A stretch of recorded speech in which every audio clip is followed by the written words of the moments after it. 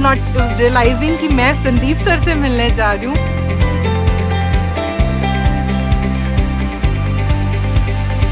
जो दिमाग से अपने आप को समझदार समझते हैं ना, मेरे हिसाब से दुनिया के सबसे बड़े बेवकूफ वही है। जिंदा कौन है जो कुछ भी ऐसा कर रहा है जिसके अंदर लाइफ है? मेरा स्टाइल ऑफ वर्किंग ये कहता है चाहे आप 100 रुपए से अपनी शुरू करो, लेकिन खुद करो यार। मरे हुए से जिंदा होना क्या रिस्क का नाम है? या जिंदा रह करके थोड़े से पंगे लेना रिस्क का नाम है?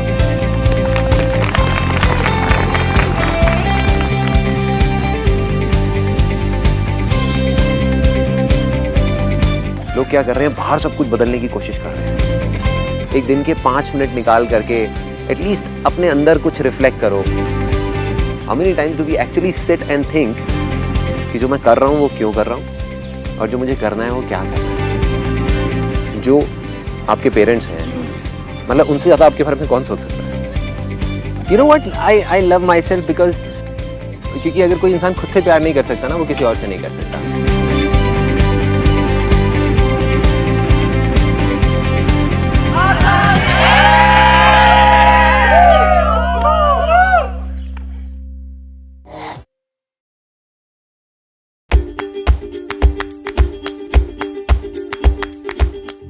एक सपना जैसे पूरा हो रहा है, बहुत ही एक्साइटमेंट है, जबरदस्त। Too excited to meet Sandeep and everything is easy. My name is Vaibhav and I'm from Kolkata. Sandeep ji से मिलने के लिए इतने बेकाबू हैं, बहुत ज़्यादा। मैं महेंद्र पुरोहित और मैं गुजरात से हूँ। हम सब एक्साइटेड हैं, बहुत एक्साइटेड हैं। Hi, I am Nishant Sharma from Jaipur. यहाँ तक आने में जर्नी इतनी अमेजिंग थी तो मैं एक्सपेक्ट भी नहीं कर सकती कि यहाँ पे क्या होगा। We are looking to a wonderful time with him. Let's see अब आगे क्या सरप्राइज है हमारे लिए। Hi, Ashish Gumbar from Chandigarh. And I really look forward to spend and have a good time with him. Hi, my name is Saurabh Agrawal and I am from UP. Myself Deepika Gupta and I am from Delhi. Hi, I M Anurag from Kolkata. कभी सोचा नहीं था Sandeep sir से मिलना भी इतना आसान है। Hi, this is Swapnil Trivedi from Raipur Chhattisgarh. आज उनसे पहली मुलाकात होगी, फिर आमने सामने बात होगी, फिर होगा क्या क्या पता क्या खबर, फिर होगा क्या क्या पता क्या खबर।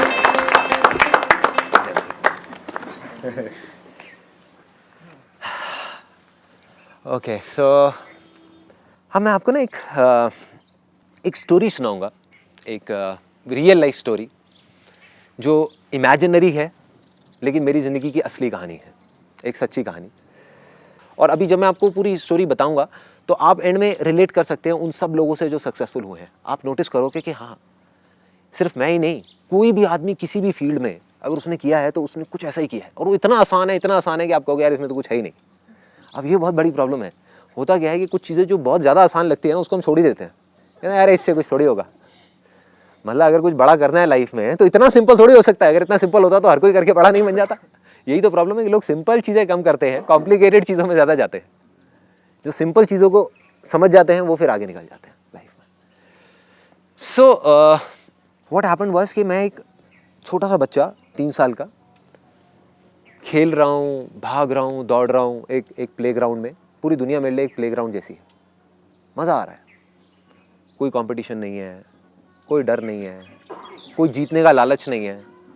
मतलब ये नहीं है कि मैं जीतने के लिए खेल रहा हूँ, ऐसी कोई गेम्स ही नहीं है। देखी होंगी आपने 3 साल के बच्चों की गेम, 2-3 साल के बच्चों की गेम्स। उनको क्या फ़र्क पड़ता है ना जीतने का ना हारने का। ना हारने का डर होता है, ना हारने का दुख होता है, ना जीतने की खुशी होती है। उनके लिए ज़िंदगी का मतलब ही खेल है, उसके लिए खुशी का मतलब ही खेल है। खेलना है, बस खेलते रहो खेलते रहो खेलते रहो। एग्जैक्टली ऐसा ही मैं बच्चा था जैसे सारे बच्चे होते हैं। प्लेग्राउंड, दूर दूर तक रोशनी रोशनी और पूरा खुले में भागना दौड़ना, और ऐसा लगता था कि ज़िंदगी ऐसी चलने वाली है। जैसे जैसे बड़ा हुआ, धीरे धीरे लोगों ने मुझे समझाना शुरू किया, मेरे आसपास में जितने लोग थे बड़े, ये कोई खेल है कि जहाँ पे ना कोई जीते ना हार है। कहते अगर खेलना है तो जीतने के लिए खेलो, अगर तुम नहीं जीते तो तुम हार गए। अगर किसी भी चीज़ में, चाहे वो पढ़ाई हो, चाहे वो लाइफ हो, चाहे वो कोई भी चीज़ हो, चाहे वो रेस हो, अगर तुम नहीं जीते, फर्स्ट नहीं आए, तो इसका मतलब तुम हार गए। अगर तुम टॉप पे नहीं हो तो तुम हार गए, खत्म। तो वो चीज़ धीरे धीरे धीरे पहले तो मैंने उसकी तरफ ध्यान नहीं दिया, क्योंकि एक बचपन में इन सब चीज़ों की तरफ ध्यान नहीं जाता, अपना खेल रहा हूँ, कूद रहा हूँ मज़े से। फिर धीरे धीरे इन सब चीज़ों को मैंने एक बच्चे के माइंड ने एक्सेप्ट कर लिया, मान लिया कि हाँ ये बातें सच है। मतलब अगर खेलना है तो जीतने के लिए खेलना है, तभी मज़ा है खेलने में, वरना मज़ा क्या है, वरना है क्या, ऐसे ही खेलते रहो, इधर उधर भागते रहो, क्या फ़ायदा ऐसी लाइफ का। तो जीतना है, हर चीज़ में जीतना है। जैसे ही मैंने ये माना, उस दिन जब मैं रात को सोया तब तक सब कुछ ठीक था, बट अगले दिन जब मैं सुबह उठा तो मैंने देखा मेरे चारों तरफ दीवारें ही दीवारें, बहुत बड़ी बड़ी दीवारें, जहाँ एक दिन पहले तक चारों तरफ सनलाइट, रोशनी और हर तरफ मतलब मज़े ही मज़े खेलने का, वहाँ पर जा करके चारों तरफ से अंधेरा और इतनी बड़ी दीवार जिसके परे कुछ दिख ही नहीं रहा था, बस हल्की हल्की सी लाइट आ रही थी कहीं से, हल्की हल्की सी।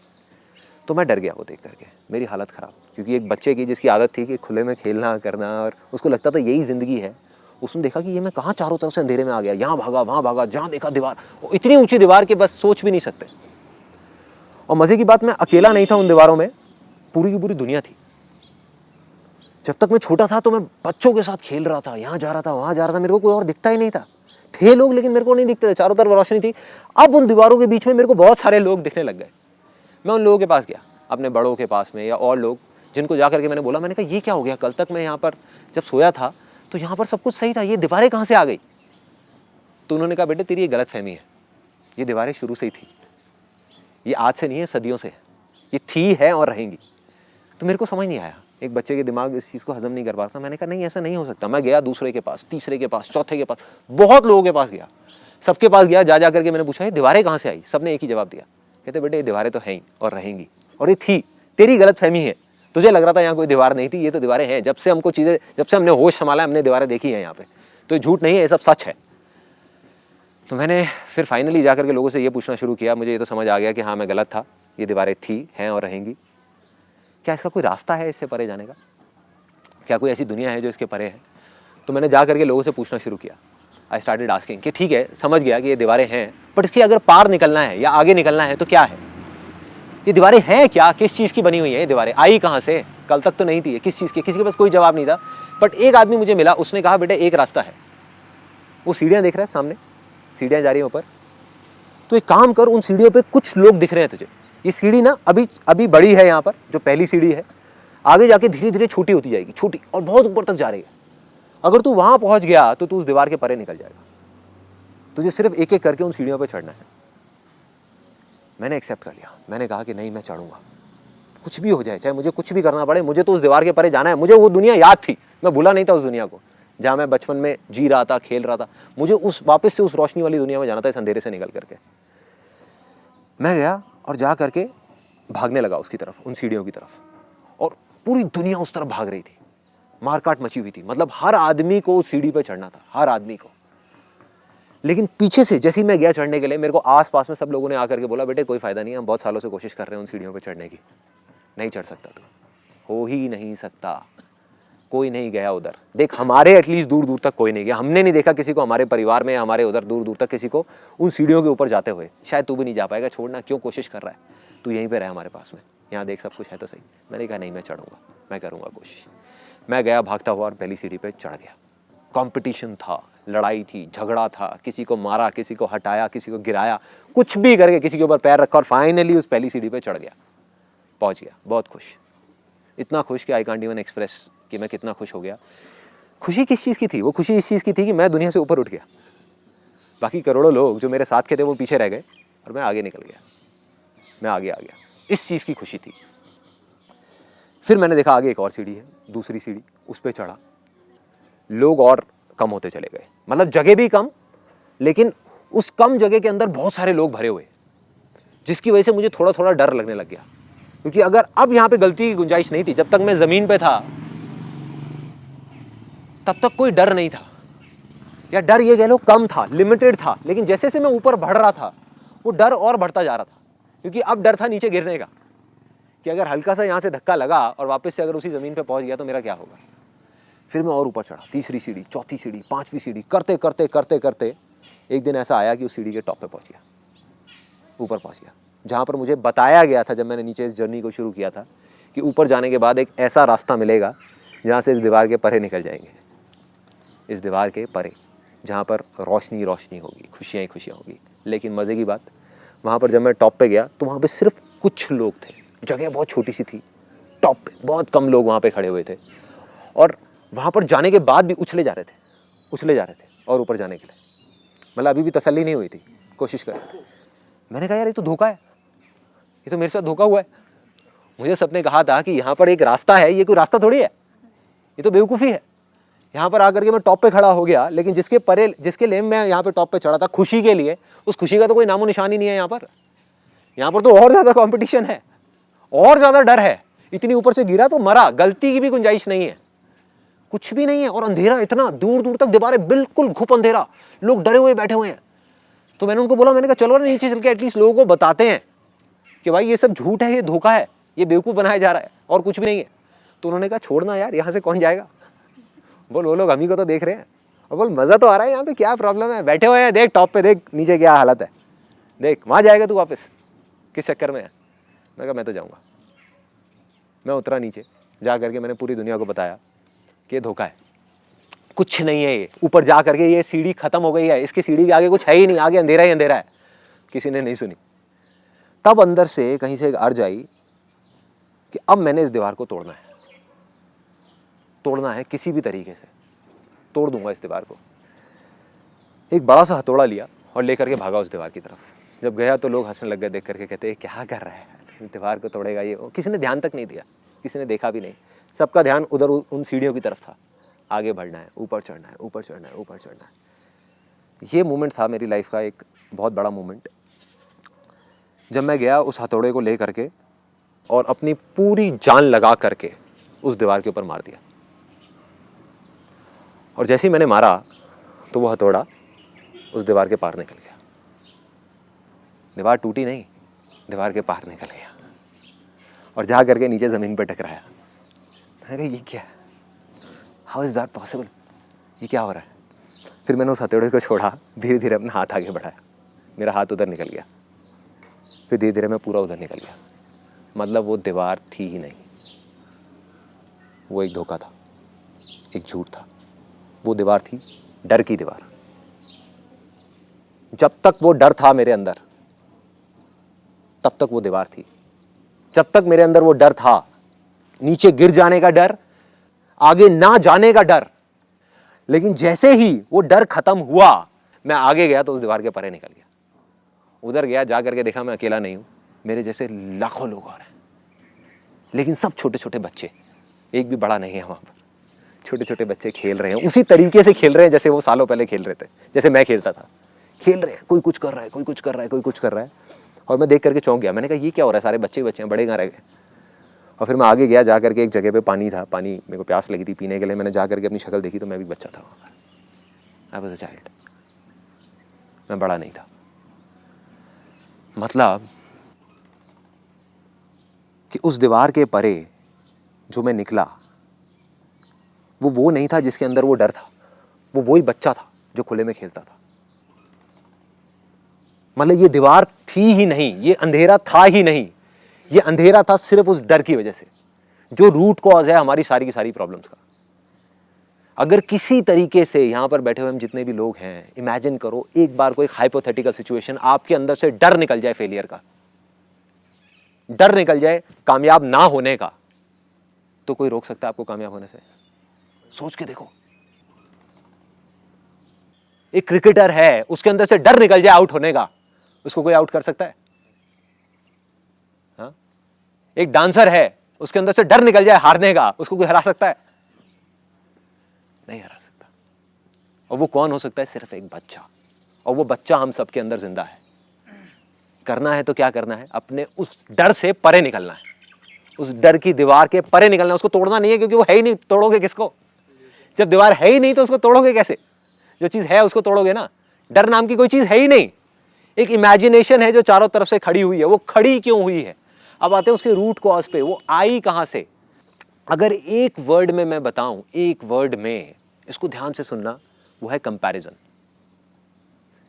जब भी हम अपने आप को किसी और से कंपेयर करते हैं, या हमारी आज की जो सिचुएशन है उसको किसी और सिचुएशन से कंपेयर करते हैं, या अपने आप को अपने आप से ही कंपेयर करते हैं। राइट, ये 3 वजहें हैं, इसके अलावा कोई चौथी वजह नहीं है। अगर इन 3 वजहों को हम समझ जाएं और इसको समझ करके अगर हम इसके परे निकल जाएं तो डर नाम की चीज खत्म, फिर हमें कोई नहीं हरा सकता।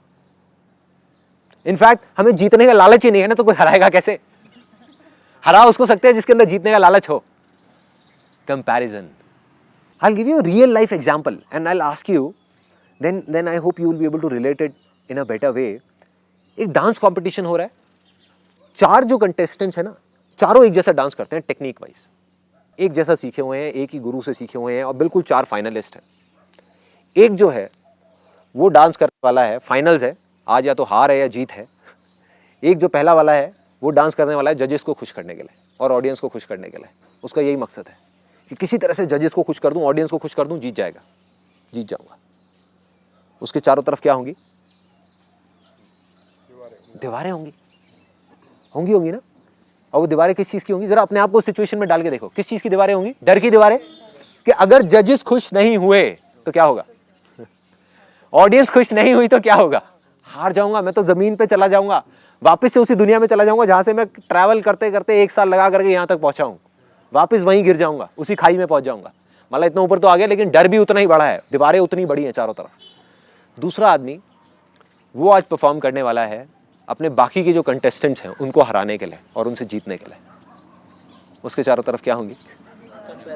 दीवारें होंगी, दीवारें होंगी। वो उनको हराने के लिए डांस करना चाहता है, उनसे जीतने के लिए डांस करना चाहता है। मतलब अगर उसका पोटेंशियल 100 है और सामने वाले का 10 है तो उसका बेंचमार्क 10 है, 100 नहीं है। उसको 10 को बीट करना है, लेकिन अब उस 10 को भी बीट करने के लिए उसके चारों तरफ दीवारें खड़ी हुई हैं कि मैं 10 को भी नहीं बीट कर पाया तो क्या होगा, मैं 9 पे अटक गया तो क्या होगा, 5 पे अटक गया तो क्या होगा, तो क्या होगा उसका? अटक गया, दीवारें दीवारें, अंधेरे में नाचने वाला है वो। तीसरा आदमी जो तीसरा फाइनलिस्ट है वो डांस करने वाला है, उसको कोई फर्क नहीं पड़ता जजेस का, उसको कोई फर्क नहीं पड़ता ऑडियंस का, उसको कोई फर्क नहीं पड़ता बाकी कंटेस्टेंट्स का, लेकिन उसको फर्क पड़ता है अपनी लास्ट परफॉर्मेंस का। सेमीफाइनल्स में जो उसने करी थी उसके हिसाब से उसकी बेस्ट परफॉर्मेंस थी, उसके हिसाब से वो परफॉर्मेंस उसने बचा के रखी हुई थी, लेकिन सेमीफाइनल्स में उसने कर दी, उसका बेस्ट डांस उसने कर दिया। तो अब उसको आज नाचना है अपनी उस परफॉर्मेंस को पीछे छोड़ने के लिए, मतलब कि उसको उससे बेटर परफॉर्म करना है। क्या है उसके चारों तरफ?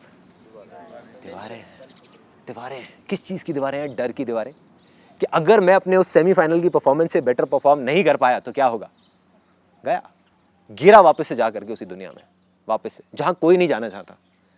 चौथा कंटेस्टेंट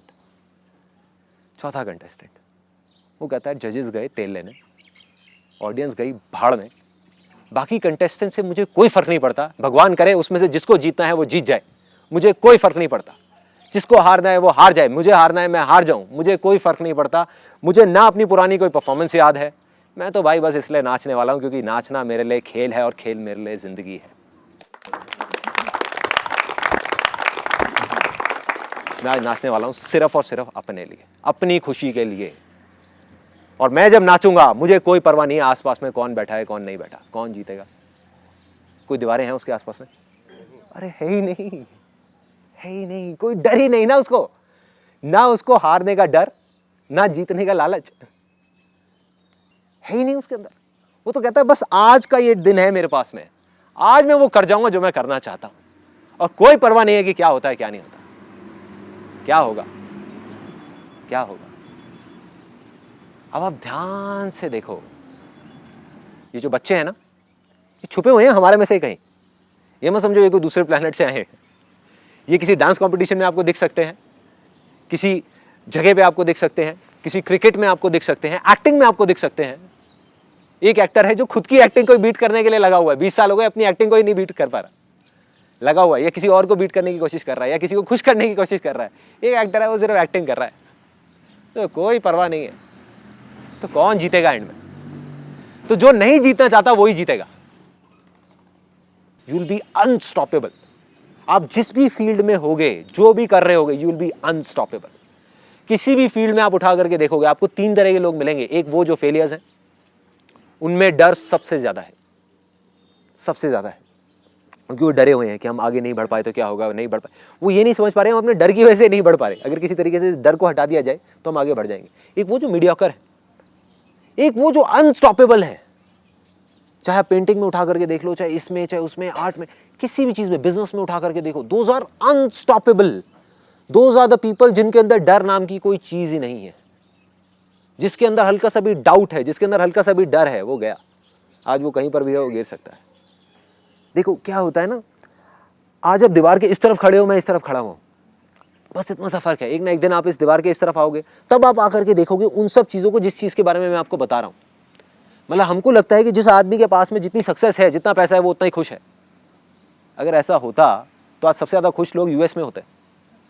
जहाँ हम इंडिया के लिए रोते रहते हैं ना कि इंडिया में ये प्रॉब्लम है, वो प्रॉब्लम है, वो प्रॉब्लम है, अच्छा ये सारी प्रॉब्लम्स ठीक हो जाए तो हम खुश हो जाएंगे। यूएस में तो नहीं है, वहाँ इतने दुखी क्यों हैं लोग? दैट मीन्स इन सीढ़ियों पर चढ़ने से कुछ नहीं होने वाला। चाहे हमारी कंट्री है वो आगे बढ़े, चाहे हम एज अ पर्सन आगे बढ़ते चले जाएं, बढ़ते चले जाएं, बढ़ते चले जाएं, जब तक वो डर हमारे अंदर से नहीं जाएगा तब तक कुछ नहीं होने वाला। आप किसी भी लेवल पे हो, चाहे आप नीचे हो चाहे ऊपर हो, मतलब ये लेवल्स को ही छोड़ना होगा। Then you will get something which is beyond imagination. Then you will reach a state जहां पर आपके पास सब कुछ होगा बट कोई लेवल नहीं होगा। आज मेरे पास सब कुछ है लेकिन उसको खोने का डर नहीं है।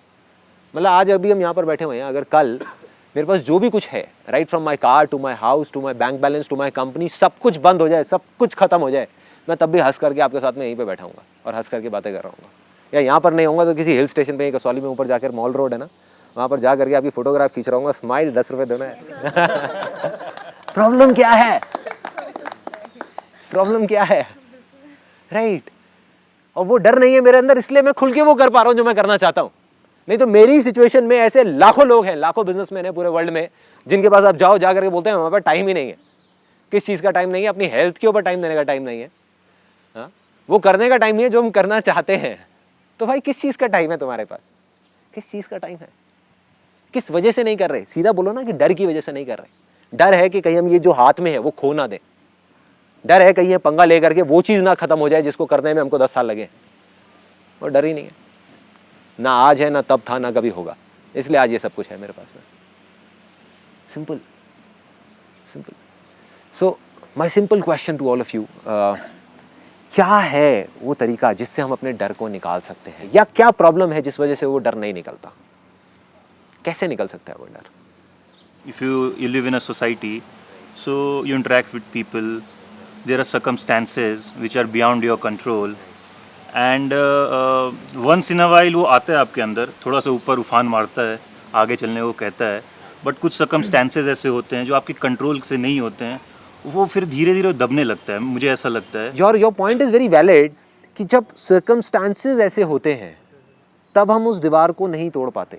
बट सवाल ये है कि आपसे भी बुरे सर्कमस्टांसेस से लोगों ने निकल करके आसानी से, मुश्किल से नहीं, आसानी से उस दीवार के उस पर ही गए हैं। वो कैसे गए हैं यार? जैसे जैसे हम बड़े होते जाते हैं, वो जो इंटेलेक्ट होता है, जो बुद्धि होती है, कुछ ज़्यादा ही काम करने लगती है। तो हम अपने आप में ना बहुत सारे, जैसे जैसे बड़े होते जाते हैं, क्राइटेरियाज थोपते रहते हैं कि नहीं यार, हाइट हो तो इतनी हो, वेट हो तो ऐसा हो, गोरा होना चाहिए, ऐसा होना चाहिए, वैसा होना चाहिए। यहाँ पे मैं इस बात को कहना चाह रहा कि खुद को अप्रूव करना, खुद को आईने में देना, एक्सेप्ट करना और अप्रूव करना कि मैं जैसा हूँ, क्योंकि समय भी बदलता रहता है, हम भी बदलते रहेंगे। I think what you have done is you have hit the bullseye. आपने एक वर्ड यूज़ किया जो हमारी बुद्धि है, हमारा जो इंटेलेक्ट है। जब वो बीच में आ जाता है तो डर आना ही आना है। ये जो डर का काम है ना, ये इस दिमाग का है। जानवरों के अंदर डर होता है क्या? या अगर किसी चीज़ का डर होता भी है तो टेम्पररी होता है, आया और गया। हमारा डर परमानेंट है और वो डर बढ़ता रहता है। किसकी वजह से हो रहा है? ये माइंड की वजह से हो रहा है। तो सोल्यूशन आपकी उस बात के अंदर ही छुपा हुआ है। बाकी तो 1000 बातें हो सकती हैं, बाकी 1000 चीज़ें हो सकती हैं। I am getting to the root cause कि मैंने उस दीवार के परे कैसे निकला, या कोई भी निकला होगा तो कैसे निकला होगा। उस चीज़ के ऊपर I have been working since such a long time. और निकल करके जो एक चीज़ समझ आई वो है फेथ। उसकी जो पावर्स हैं दैट इज बियॉन्ड इंटेलेक्ट। तो किसी तरीके से अगर आप इस इंटेलेक्ट के परे निकल जाओ, इस माइंड के परे निकल जाओ, तो आप जीत गए। सो इन सिंपल वर्ड्स, कुछ ऐसी चीज़ जो आप करना चाहते हैं लाइफ में, जैसे बच्चे जो करना चाहते हैं, अगर लॉजिकली आप समझने की कोशिश करो आपको समझ नहीं आएगा कि वो कर क्यों रहे हैं ऐसा, राइट? किसी को समझ नहीं आएगा, बट उनको मज़ा आ रहा होता है और वो कर रहे होते हैं और वो बहुत खुश होते हैं और वो आगे बढ़ते चले जाते हैं, सीखते चले जाते हैं। इनफैक्ट बच्चों की सीखने की जो स्पीड है वो बड़ों से बहुत तेज़ है। जो चीज़ें सीखने के लिए इंपॉर्टेंट होती हैं वो बच्चे कुछ सालों के अंदर अंदर सीख जाते हैं, उसके बाद हम सीखते ही क्या है, सीखते ही क्या है। आई फील कि जो मेरे पेरेंट्स मुझे कॉन्फिडेंस नहीं दे पाए, साइकिल चलाओ तो भाई गिर जाएगी, चोट लगेगी, मत चलना, स्विमिंग ना ना ना ना, इतने लोग मरे, इतने बच्चे मरे, कभी पानी से इतना फियर बैठ गया कि ना ना ना ना ना। तो today I am a mother of a child and I every now and then I give her a confidence, no beta, you are the best, you know, you are the best child in the universe, you can do it.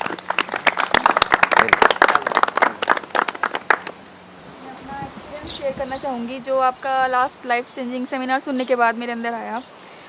Actually जब मैं 2-2.5 साल की थी तो मेरी left आई में एक squint हो गया था, तो तब एकदम घर वाले परेशान हो गए कि क्या हो गया। मैं एकदम नॉर्मल थी और अचानक से ऐसा हो गया। तो मेरे फादर कई जगह मेरे को लेकर गए, तो एक डॉक्टर ने बोला कि सर्जरी कराओ, बिल्कुल ठीक हो जाएगी। तो पता नहीं था कैसे उसने ऐसा बोल दिया, और शायद पैसे बनाने के चक्कर में जो भी है सर्जरी कर दी और मैं ठीक नहीं हुई। तो उन्होंने बोला कि ये जब बड़ी होगी तब हो जाएगी ठीक। तो मैं बड़ी भी हो गई लेकिन मैं ठीक नहीं हुई। 20-22 साल तक मैं ऐसी ही रही। मैंने भी कॉम्प्रोमाइज़ कर लिया कि मैं नॉर्मल नहीं दिखती, मतलब मैं थोड़ा अलग अलग रहती थी। और अब तक का रिकॉर्ड है, मैंने आज तक कभी अपना बर्थडे सेलिब्रेट नहीं करा। मेरे फादर और मेरा बर्थडे एक ही दिन आता है, फिर भी मैंने कभी सेलिब्रेट नहीं करा, सिर्फ इसीलिए कि मुझे लगता था मैं दूसरों की तरह नहीं दिखती। लेकिन वो सेमिनार सुनने के बाद जब आपने कहा कि एक अंदर से आवाज़ आनी चाहिए, तो मुझे लगा कि हाँ मैं ठीक हो सकती हूँ। मतलब एक बिलीव बना मेरे अंदर कि मैं ठीक हो सकती हूँ। फिर काफ़ी सारे हॉस्पिटल्स में मैं फ़ादर के साथ गई थी, तो डॉक्टर्स ने बोला कि ये ठीक हो जाएगा, लेकिन इसमें रिस्क है, कुछ भी हो सकता है, आंखों की रोशनी जा सकती है, कुछ भी हो सकता है। मैंने कहा नहीं, कुछ नहीं होगा, मैं ठीक हो गई। मतलब मैं सोचती थी, मैंने बिलीव कर लिया था कि नहीं मैं ठीक हूँ। तो जब उन्होंने सिग्नेचर कराया, मैंने साइन कर दिया बिना सोचे समझे, नहीं मैं ठीक हूँ बिल्कुल। तो ऑपरेशन भी हो गया और सक्सेसफुल हुआ। अब मैं बिल्कुल नॉर्मल हूँ और विदिन 6 मंथ डॉक्टर ने बोला है तुम बिल्कुल नॉर्मल हो जाओगे। अभी थोड़ी स्वेलिंग है आई में, लेकिन परफेक्ट हो जाऊँगी विदिन 6 मंथ। तो ये लाइफ का सबसे बड़ा ड्रास्टिक चेंज है और इसलिए मैं आपको थैंक्स करने आई हूँ यहाँ पे स्पेशली। मुझे you are just like my. आप जो कह रहे हो ना कि मेरी वजह से कुछ हुआ, मैं आपको बिल्कुल सच बोलूँगा, मेरी वजह से कुछ भी नहीं हुआ। जो हुआ आपके उस अनशेकेबल फेथ की वजह से हुआ, जिस फेथ की अभी बात हो रही है। अभी आपने पूछा ना वो कैसे आता है, आंसर मिल गया। कैसे आता है वो फेथ?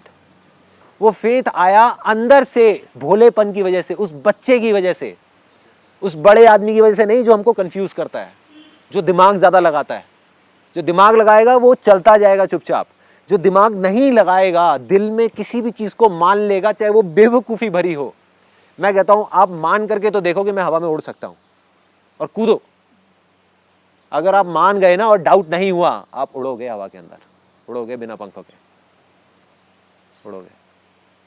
मैं ये कहना चाह रहा कि sir in her case God has answered her prayers through you, you became a medium, okay. But अगर हमें अब खुद का डॉक्टर बनना है, जैसे मान लीजिए अभी हमारी लाइफ में कोई प्रॉब्लम आ रही है, किसी को बैंक बैलेंस बढ़ाना है, किसी को हेल्थ बढ़ाना है, किसी को लाइफ पार्टनर ढूंढ रहा है वगैरह वगैरह, तो मैं चाह रहा सर कि वो जो फेथ है, वो जो बोलते हैं ना इंटरनल ट्रिगर, वो जो बोलते हैं वो कैसे है? देखो मैं क्या कह रहा हूँ, इन्होंने जंगल में आग लगा दी, उसमें मैं एक चिंगारी था, मान लिया, पर चिंगारी सिर्फ एक नहीं है, लाखों चिंगारियां हैं।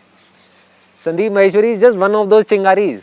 अरे ये चिंगारी ने तो बहुत जगह जंगल आग लगाई, लेकिन हर जगह जंगल में आग लगी क्या? नहीं लगी ना। तो आप भी अगर अपने भोलेपन को ओपन रखोगे, अपने अंदर के बच्चे को जिंदा रखोगे, तो आपको तो चिंगारियां ही चिंगारियां दिखेगी।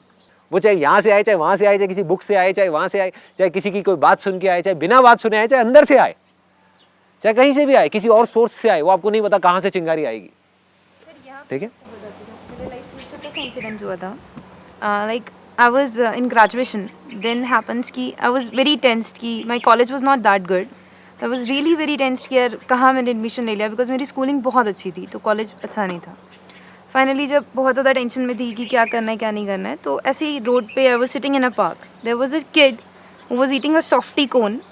और वो कोन ऐसे नहीं खा रहा था जैसे हम लोग खाते हैं ऐसे सिंपली. उसने क्या किया था, उसने कोन को नीचे से काटा था, मतलब वो जो किड थी उसने ऐसे नीचे से काटा and she was trying to suck that ice cream. तो I also purchase that ice cream from there only and I started eating the way she was eating. वहाँ पे पार्क था तो एक अंकल ऐसे ही वॉक कर रहे थे. He was smiling because I was doing the same stuff as if जो एक छोटी सी किड कर रही थी. तो उन्होंने मुझे एक बात बोली, बोलते हैं बेटा मुझे लग रहा है आपके फेस से कि आप थोड़ा सा टेंस हो, और ये जो आप अभी ट्राई कर रहे हो इसको लाइफ में कभी ब्रेक मत होने देना, बिकॉज आज तुमने एक बच्चे से कुछ सीखा है और एग्जैक्टली तुम्हें ये चीज़ बहुत आगे लेके जाएगी. क्योंकि अभी तुम्हारे टेंशन के मोमेंट में भी ये जब तुम एक छोटी सी चीज़ ट्राई कर रहे हो तो इससे तुम्हें खुशी मिल रही है. When you can get some happiness in such a tension moment from a small kid, तो खुद एक चीज़ सोच के देखो कि अगर तुम्हारे अंदर का बच्चा जिंदा रहे तब तुम खुद कितने खुश रह सकते हो. सर एग्जैक्टली सक्सेस क्या है? ये आपका ये खुशियाँ, बट हर एक बंदे की लाइफ में सक्सेस का एक टारगेट होता है. जो सक्सेस की एग्जैक्ट डेफिनेशन है मेरे माइंड में वो कि उस पॉइंट को हासिल करना. कि अगर एक फोटोग्राफ रह के संदीप महेश्वरी इतने कम टाइम में इतना कर सकता है तो शीश तेरे में क्या है? डर नहीं है, सिर्फ एक वे नहीं है मेरे पास. तो मैं आपको वे दे देता हूँ. I'll just give you the exact way. आप एक बहुत बड़े फोटोग्राफर बनना चाहते हो, एक बहुत बड़ी कंपनी बनाना चाहते हो, तो अभी आप क्या कर रहे हो, उन्हीं सीढ़ियों की तरफ जा रहे हो कि मैं जब वहाँ चला जाऊँगा तब मैं सक्सेसफुल हो जाऊँगा. अगर सच में वो जो कहानी मैंने बताई है ना, जिसकी वजह से आप ना चाहते हुए भी वो डर की जो दीवार है वो आनी ही आनी है, फिर आप कॉम्प्रोमाइज़ करने शुरू कर दोगे, फिर जा करके फिर से वो डर और बढ़ेगा, फिर वो दीवार और बढ़ेगी और अंधेरा बढ़ेगा, क्योंकि आपने अपना बेंचमार्क वहाँ पे सेट कर दिया कि जब मैं वहाँ टॉप पे पहुँच जाऊँगा तब मैं सक्सेसफुल होऊंगा. एक बार को मानो आप नहीं पहुँचे, किसी वजह से नहीं पहुँचे, तो क्या होगा? आप जहाँ हो वहीं के वहीं रहे तो क्या होगा? तो फेलियर रहेगा ना. हाँ, एक डर रहेगा ना, वो डर बढ़ेगा ना कि क्या होगा. उस बेंचमार्क की वजह से वो डर आ रहा है, उसका तरीका क्या है? उस दीवार के परे निकलो. अगर आपको फोटोग्राफी करने में मज़ा आता है, जो मेरे को आपकी बातों से समझ आ रहा है कि मज़ा आता है, तो सारा ध्यान उस बड़े फोटोग्राफर पे से हटा के, इमेजेस बाजार से हटा के, यहाँ से हटा के, वहाँ से हटा के, सारा ध्यान उठा करके फोटोग्राफी में डाल दो. अपना फेथ उठा करके फोटोग्राफी में डाल दो और बोलना शुरू कर दो अपने आप को, अपने कॉन्शियस माइंड को कि मैं इंडिया का सबसे अच्छे फोटोग्राफर्स में से एक हूँ. But not with an ego kind of a thing. मतलब एक तो होता है कि मैं ये हूँ, फिर तो अटक गए ना, अटक गए, राइट? मतलब आई एम दैट. अब अगर मैं ऐसा हूँ तो मैं कैसे रहूँगा, मैं क्या करूँगा, कैसे बोलूँगा, कैसे शूट करूँगा, कैसे क्या करूँगा. मतलब वो फोटोग्राफी को खेल बना दो, जीतने के लिए या हारने के लिए नहीं, खेलने के लिए. अगर आपकी फोटोग्राफी बोल गई तो आपको बोलने की ज़रूरत नहीं पड़ेगी. जब मैं मेडिकल प्रोफेशन में आया तो मैंने एक चीज़ देखी कि लोगों ने मेडिकल प्रोफेशन को एक बिज़नेस का रूप दे दिया है. तो मतलब जो चीज़ सिंपल वे में प्रोसीजर सिंपल वे में हो सकता है, उसको कॉम्प्लिकेटेड बना के उस चीज़ को इतना मतलब पैसे के लिए सिर्फ उसको आगे बढ़ाते जा रहे हैं. तो तब से ही दिमाग में एक चीज़ थी कि मुझे कुछ करना है, उन मरीज़ों के लिए कुछ करना है जिनके पास पैसे नहीं हैं और उनकी जानें जाती जा रही है, क्योंकि ज़िंदगी एक लाइफ का बहुत एक बिग पार्ट है. तो उस चीज़ को मैंने एक शॉर्ट लेवल पे स्टार्ट किया कि मैं पर्सनली जो भी पेशेंट उसके लिए मैंने एक NGO भी स्टार्ट किया, doctors with us medical services, जिसमें कि डॉक्टर्स आपके साथ हैं, हमेशा आपके साथ रहेंगे. तो सर मैं उस लेवल में इतना पहुंचना चाहता हूं, इतना आगे पहुंचना चाहता हूं कि इन द फ्यूचर कि कोई भी अगर सर्जरी हो रही है, कोई भी हार्ट सर्जरी हो रही है या कोई भी किसी चीज़ का ट्रीटमेंट हो रहा है, तो उसमें लोगों का पैसा ना लगे, मतलब पैसे की वजह से लोगों की जाने ना जाए. देखो, this is something very interesting. अभी जो इन्होंने अपना एक्सपीरियंस शेयर किया ना, that is called the state of inspiration. जैसे इन्होंने अपने दिल की सुन ली कि मेरे को ये चीज़ करनी है, मेरे को इस मैं किसी पेशेंट को मरते हुए नहीं देख सकता पैसे की वजह से. आ गया ना, दिल की सुन ली. अब दिमाग नहीं लगाना, अभी दिमाग अपने आप लगेगा. Once that faith become stronger, वो जब बड़ा होता जाएगा, बड़ा होता जाएगा, बड़ा होता जाएगा, तो दिमाग अपने आप ऐसे रास्ते दिखाएगा, ऐसे लोगों को ला करके आपके सामने खड़े कर देगा जो आपने सोचे भी नहीं होंगे. अब आते हैं पॉइंट पे, जो एग्जैक्ट प्रॉब्लम है. सब करना चाहते हैं, सबके पास में कोई ना कोई प्लान है. किसी का है कि मेरे को ये करना है, किसी का है मुझे वो करना है, किसी की शुरुआत ही नहीं हुई, किसी की शुरुआत हो चुकी है, किसी की शुरुआत हो चुकी है. सो द प्रॉब्लम इज करें क्या? Social entrepreneurship is the answer. Problem क्या है कि हम चीज़ को हम we don't see life as colourful, we see life as black और वाइट। हम ये सोचते हैं कि अगर हमको कोई ऐसा भलाई का काम करना है तो उसमें हम पैसा नहीं ले सकते सामने वालों से, वो लेना गलत बात होगी। This is not the right thing. और कई लोग तो मुझे देख करके गलत आइडियाज़ निकाल रहे हैं, मुझे देख करके सोच रहे हैं क्योंकि मैं पैसे नहीं लेता तो इसलिए हम भी पैसे नहीं लेंगे और हम इसलिए ऐसा कोई काम करेंगे। That is not right. मेरे पास में इतने रिसोर्सेज हैं कि मैं ये चीज़ें कर सकता हूँ और मेरे अंदर अटैचमेंट नहीं है इन सारे रिसोर्सेज से। मुझे जितना चाहिए उससे बहुत ज़्यादा है। मैं तो पैदल जाता हूँ अपने घर से ऑफिस भी बहुत बार, मतलब मुझे नहीं है, मुझे गाड़ियाँ हैं तब भी उसका शौक नहीं है तब भी फ़र्क नहीं पड़ता, नहीं है तब भी नहीं पड़ता, स्कूटर पे भी घूमता हूँ, तो does not make a difference to me. तो मेरे से अगर ये पैसा चला भी जाए तो मुझे कोई फ़र्क नहीं पड़ने वाला, ना मुझे, ना मेरी फैमिली को, ना किसी को भी। That's why I am doing it. But आपके अंदर कहीं भी इतनी सी भी गिल्ट नहीं होनी चाहिए कि मैं ये अच्छा काम इसलिए नहीं कर रहा क्योंकि मैं ये करके पैसे नहीं लेना चाहता। That should not be the case. जैसे एक डॉक्टर हैं जिनको मैंने सत्यमेव जयते में देखा था, जिनके फेस से ही देख करके एक ऐसा ऑरा आ रहा था। Doctor Shetty he is a heart surgeon. और वो गांव वालों से उन्होंने कुछ ऐसी स्कीम बनाई है कि 1 रुपये दिन का या 2 रुपये दिन का लेते हैं इंश्योरेंस के through, right, and he is profitable और ऐसा काम कर रहे हैं विच इज़ अनबिलीवेबल। वो ही कर रहे हैं जो आप करना चाहते हो। So he is a kind of a role model for you. सुना हुआ आपने उनके बारे में? आप एक बार देखिए, सत्यमेव जयते को देखिए और उनके ऊपर रिसर्च करिए। सो उन्होंने क्या निकाला तरीका, उन्होंने गांव वालों से, मेरे को एग्जैक्ट याद नहीं है, बट एक अमाउंट फिक्स किया जो वो अपनी तनख्वाह में से, अपनी जो कमाते हैं पगार में से बड़े आराम से दे सकते हैं। ऐसा अमाउंट जिसमें पूरी 4 बंदों की उनकी फैमिली कवर हो गई।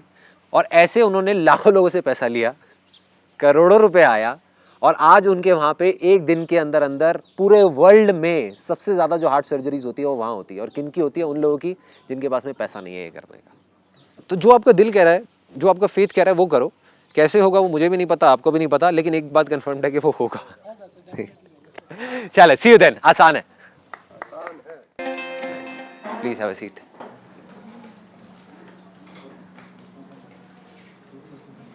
या सो लेट्स स्टार्ट। सर, एक आपने एक चीज़ बोली थी सेमिनार में कि success come from mostly bad experiences. तो मेरा मैं ये पूछना चाहता हूँ कि कोई भी काम है सक्सेस होने के लिए, तो उसके लिए क्या किसी काम में बैड एक्सपीरियंस होना ज़रूरी है? देखो, एक तो बात बड़ी क्लियर है कि ऐसा कोई हार्ड एंड फास्ट रूल नहीं है कि अगर किसी को बैड एक्सपीरियंसेस होंगे तभी वो सक्सेसफुल हो सकता है। इसका मतलब ये नहीं है। मतलब ये है कि अगर आपको बैड एक्सपीरियंसेस हो रहे हैं तो लोग क्या करते हैं, बैड एक्सपीरियंसेस हुए, फेलियर्स हुए, वहाँ पे जा करके अटक जाते हैं, रुक जाते हैं।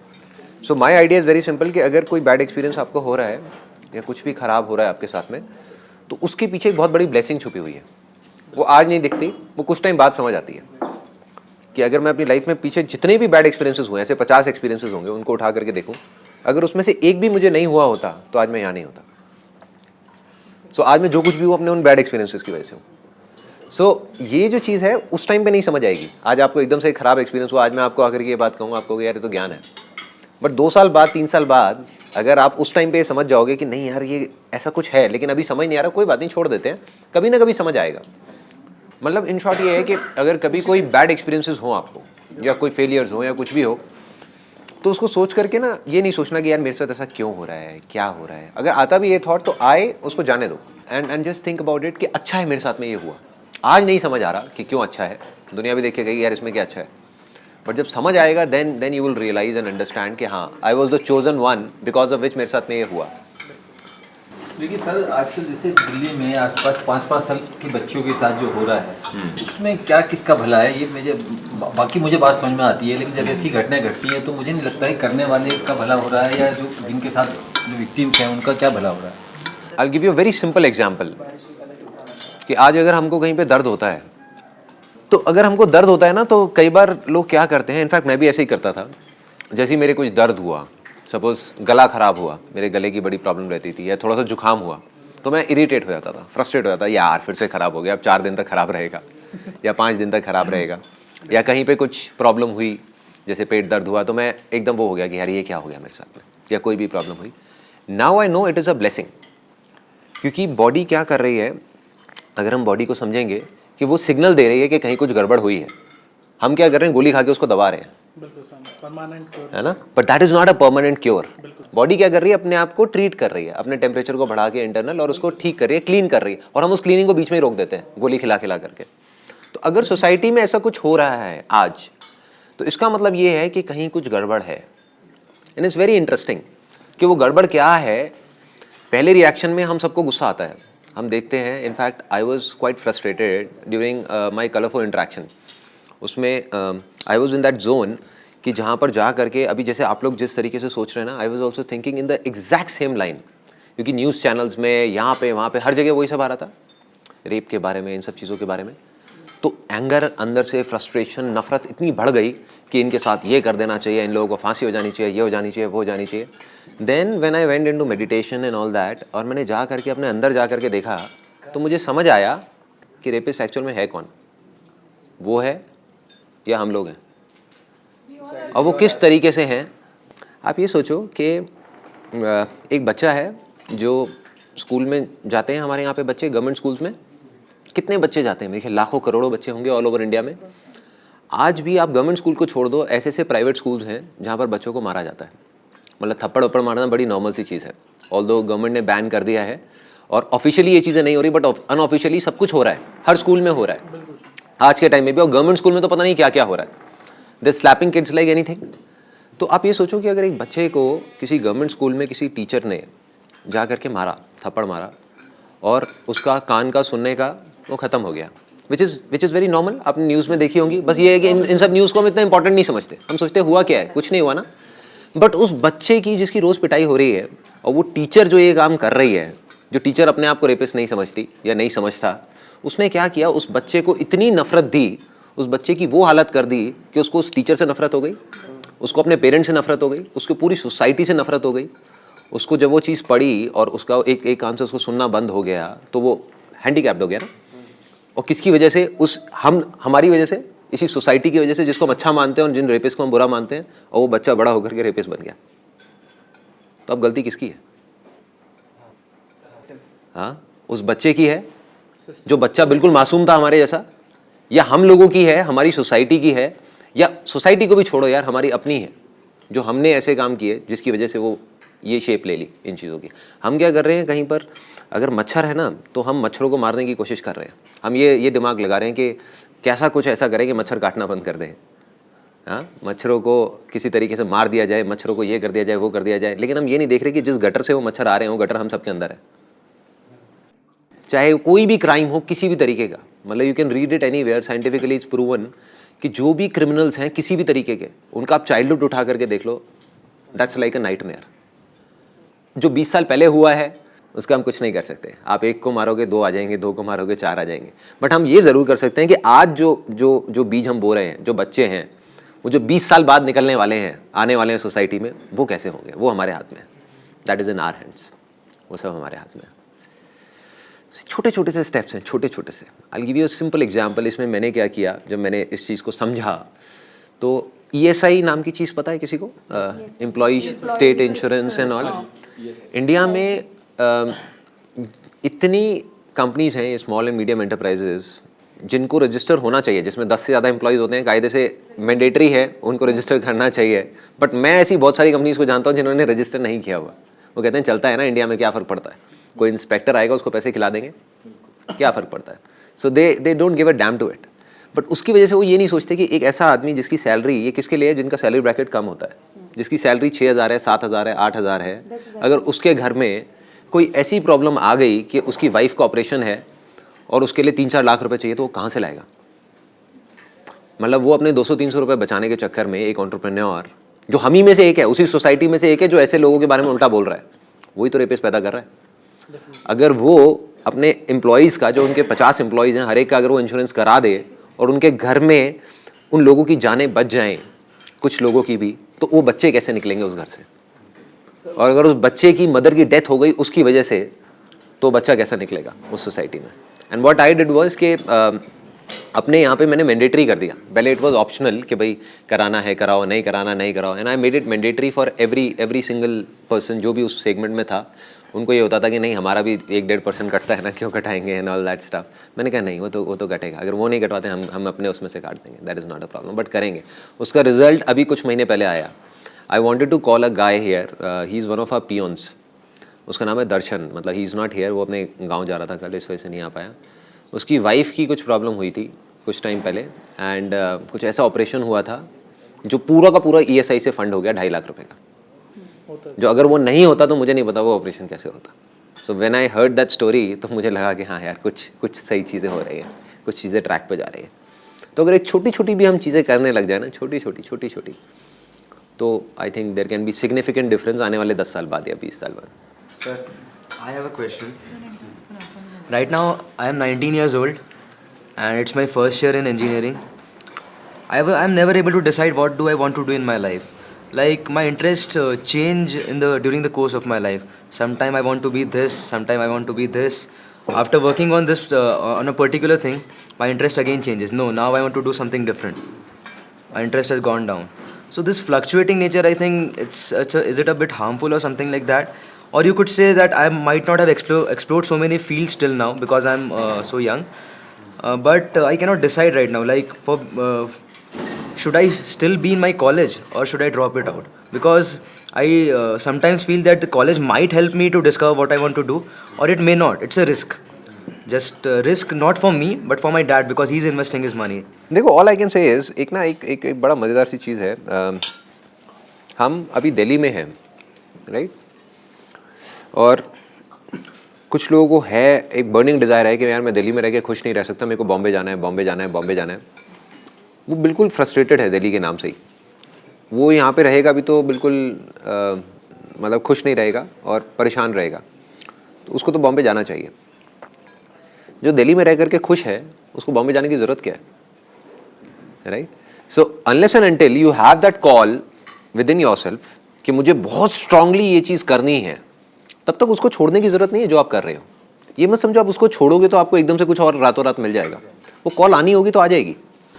एक स्टेज ऐसी आएगी जब आपको लगेगा कि हाँ यार बस अब मुझे ये करना है या मरना है। अगर वो कभी आए तो करना है, अभी नहीं आए तो 10 साल बाद आएगी तब करना है, नहीं आए तो 20 साल बाद करना है, कभी नहीं आए तो नहीं करना है। क्योंकि ज़रूरी नहीं है कि हर एक को कुछ ना कुछ करना ही है। This again a myth. क्योंकि क्या है कि हम लोगों को देखते हैं कि अच्छा वो चीज़ कर रहा है, वो सीढ़ियों वाली कहानी याद है ना जो मैंने बताई कि आप सीढ़ियों पर इसलिए चढ़ना चाह रहे हो क्योंकि बाकी लोग चढ़ रहे हैं, बाकी भाग रहे हैं। अरे सब पागल हैं, छोड़ो ना उनको।